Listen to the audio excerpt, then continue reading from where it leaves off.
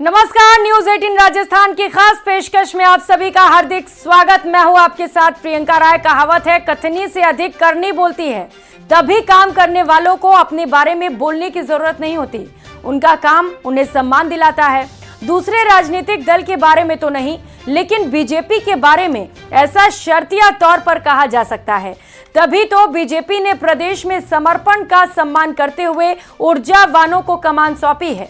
व्यक्ति विशेष में आज बात ऐसे ही 3 कर्मवीरों की करेंगे।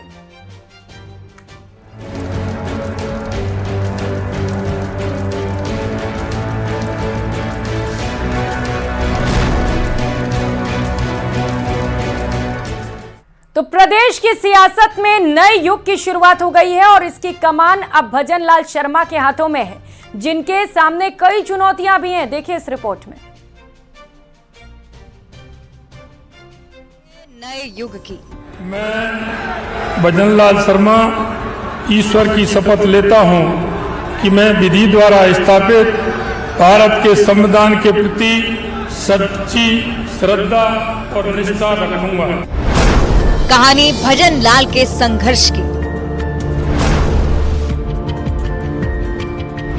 कहानी सरपंच से सीएम बनने की। वो साल था 1998 का, जब राजस्थान की विधानसभा चुनाव में बीजेपी को बड़ी हार मिली थी। लगभग 8 साल की सत्ता का अंत हो गया था, जिसके बाद रेगिस्तान की जनता ने एक नया फॉर्मूला दिया। वो था हर 5 साल में सत्ता परिवर्तन का, एक बार बीजेपी और एक बार कांग्रेस। इस चुनाव में भी मतदाताओं ने सरकार बदलने का रिवाज कायम रखते हुए राज यानी कि सरकार को बदल दिया। इस बार एक नई परिपाटी देखने को मिली। इसे आप सियासत में एक नए युग की शुरुआत भी कह सकते हैं। ऐसी शुरुआत जिसमें दिग्गजों के बदले नए चेहरों को आगे किया। मैं भजन लाल शर्मा ईश्वर की शपथ लेता हूं कि मैं विधि द्वारा स्थापित भारत के संविधान के प्रति सच्ची श्रद्धा और निष्ठा रखूंगा। ताजपोशी की ये तस्वीर एक नए युग की शुरुआत का संकेत दे रही है।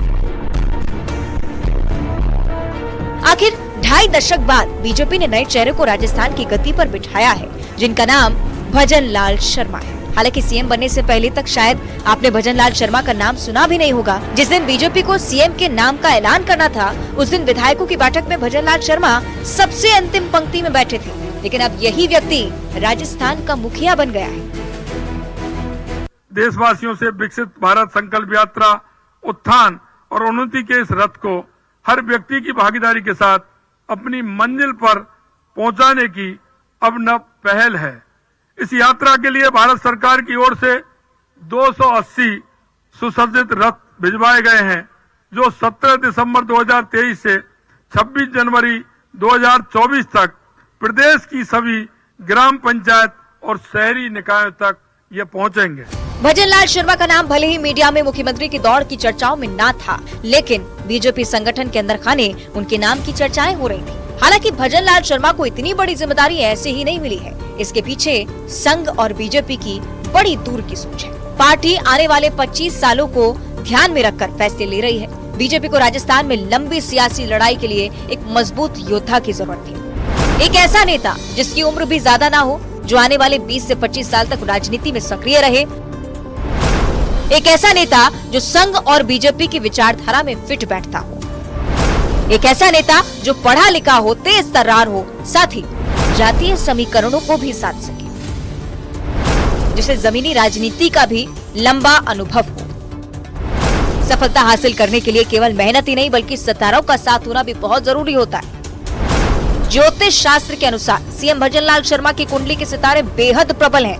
उनके मुताबिक भजन लाल शर्मा की कुंडली में राजयोग बन रहा है, जो उनके आने वाले दिनों को और अधिक सफल बना रहा है। कुंडली के सितारे इनके समर्थन में हैं, जो पूरे 5 वर्षों तक राजस्थान के मुख्यमंत्री बने रहने का संकेत प्रदान कर रहे हैं। पिछले 25 साल से मरुधरा की सियासत सिर्फ 2 चेहरों के इर्द गिर्द ही घूम रही, लेकिन अब तीसरे चेहरे की दस्तक से नए समीकरण भी बन गए हैं। राजस्थान में बीजेपी ने सत्ता और संगठन दोनों की कमान ही युवा नेताओं के हाथों में सौंपी है। मुख्यमंत्री भजन लाल शर्मा 56 साल के हैं और ऐसे में युवाओं को भी साध सकते हैं। युवा वोटर पिछले कुछ समय से बीजेपी की बड़ी ताकत बने हैं। साथ ही सबको साथ लेकर चलना भी राजनीति में एक कला होती है और ऐसा भजन लाल शर्मा ने संगठन में रहते हुए करके भी दिखाया।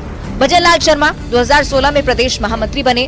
उन्होंने राजस्थान बीजेपी के 4 अध्यक्षों के साथ काम किया है।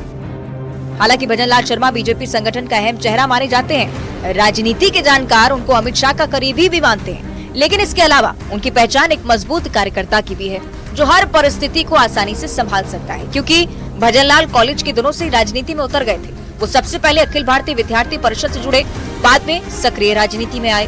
हालांकि सीएम भजन लाल शर्मा चुनावी राजनीति के शुरुआती दौर में बहुत सफल नहीं रहे। शुरुआती दौर में वो एक बार सरपंच का चुनाव भी हार गए थे।